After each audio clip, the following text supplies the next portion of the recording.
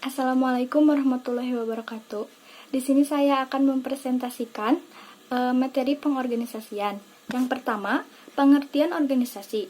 Yang kedua, empat pilar pengorganisasian.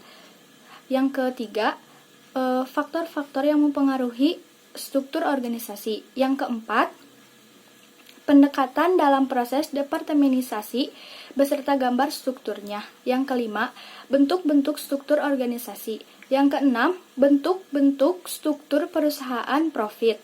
Yang ketujuh, bentuk-bentuk struktur perusahaan non-profit. Yang pertama, pengertian pengorganisasian menurut 4 para ahli. Pertama, Storr dan Walker. Pengorganisasian merupakan satu proses di mana kerja disusun dan dialihkan kepada sumber tenaga untuk mencapai tujuan pengorganisasian. Yang kedua, Jafar Muhammad. Pengorganisasian adalah penyusunan sumber-sumber organisasi dalam bentuk kesatuan dengan cara yang berkesan. Yang ketiga, Gutchwood, Taylor, dan Farrell. Pengorganisasian adalah aktivitas yang terlibat dalam suatu struktur organisasi yang sesuai. Yang keempat, Chertoh. Fokus pertama pengorganisasian adalah menentukan aktivitas yang akan dilakukan oleh sumber daya manusia dalam organisasi dan bagaimana SDM tersebut dapat diselaraskan atau digabungkan dengan cara yang terbaik untuk mencapai tujuan organisasi. Yang kedua, 4 pilar pengorganisasian. Yang pertama, pembagian kerja adalah sebuah pekerjaan yang sedianya bersifat umum atau keseluruhan dibagi menjadi beberapa bagian spesifik. Yang kedua, pengelompokan pekerjaan adalah pengelompokan beberapa kerja yang sebelumnya sudah dibuat secara spesifik. Yang ketiga, relasi adalah hubungan antar bidang dalam suatu organisasi untuk melaksanakan suatu kegiatan tertentu. Yang keempat, koordinasi adalah hubungan antara bidang dalam suatu organisasi untuk dapat bekerja sama mencapai tujuan. Yang ketiga, faktor-faktor yang mempengaruhi struktur pengorganisasian. Pertama, strategi organisasi adalah salah satu sarana yang digunakan manajemen untuk mencapai sasaran atau tujuan organisasi. Yang kedua, skala organisasi. Terdapat banyak bukti yang mendukung bahwa jumlah anggota dalam suatu organisasi pasti menjadi faktor yang berpengaruh untuk organisasi tersebut. Yang ketiga, teknologi.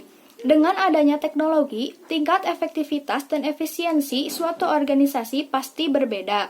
Yang keempat, lingkungan. Struktur organisasi dipengaruhi oleh lingkungan karena lingkungan selalu berubah. Lingkungan merupakan faktor eksternal yang sangat berpengaruh bagi organisasi. Yang keempat, bentuk pendekatan dalam proses departemenisasi beserta gambar strukturnya. Pertama, pendekatan fungsional dilakukan berdasarkan fungsi-fungsi yang mesti dilakukan oleh organisasi tersebut. Yang kedua, pendekatan produk.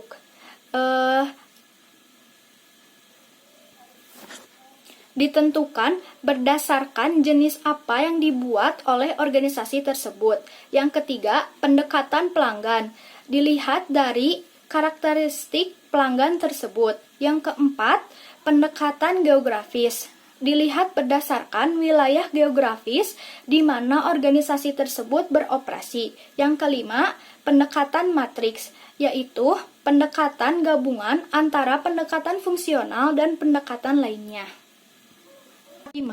Bentuk-bentuk struktur organisasi beserta gambar dan penjelasannya. Pertama, struktur organisasi fungsional, yaitu suatu bentuk organisasi di mana kekuasaan pemimpin dilimpahkan kepada para pejabat yang memimpin satuan di bawahnya. 2. Struktur organisasi divisional adalah struktur organisasi yang dikelompokkan berdasarkan kesamaan produk, layanan, pasar, dan letak geografis. Yang ketiga, struktur organisasi lini adalah suatu bentuk organisasi yang menghubungkan langsung secara vertikal antara atasan dan bawahan. 4. struktur organisasi, lini, dan staf merupakan kombinasi dari organisasi lain. Azas komando dipertahankan tetapi dalam kelancaran tugas pemimpin. 5. Struktur organisasi, komite, dan proyek.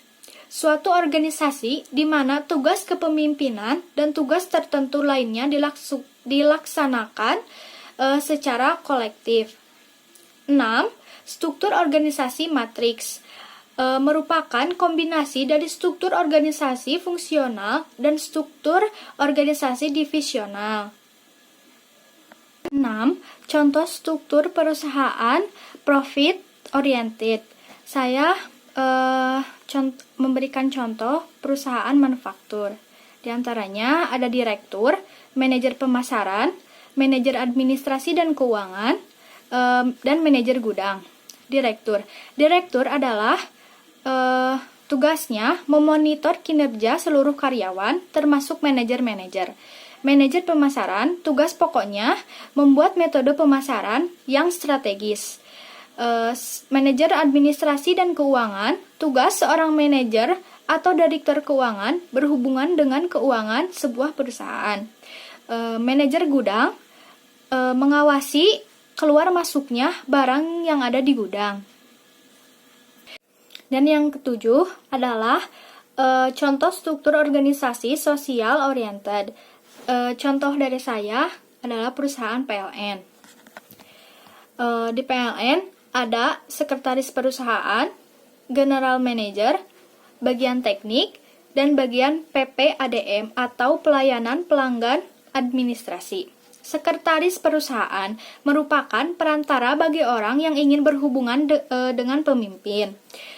General Manager yang memiliki tanggung jawab kepada seluruh bagian atau fungsional pada suatu perusahaan atau organisasi. Bagian teknik untuk memelihara dan penambahan jaringan listrik pelanggan. Bagian PPADM atau pelayanan pelanggan administrasi untuk melayani pelanggan yang melakukan transaksi. Terima kasih. Semoga presentasi saya membuat kalian mengerti sedikit tentang materi pengorganisasian. Assalamualaikum warahmatullahi wabarakatuh.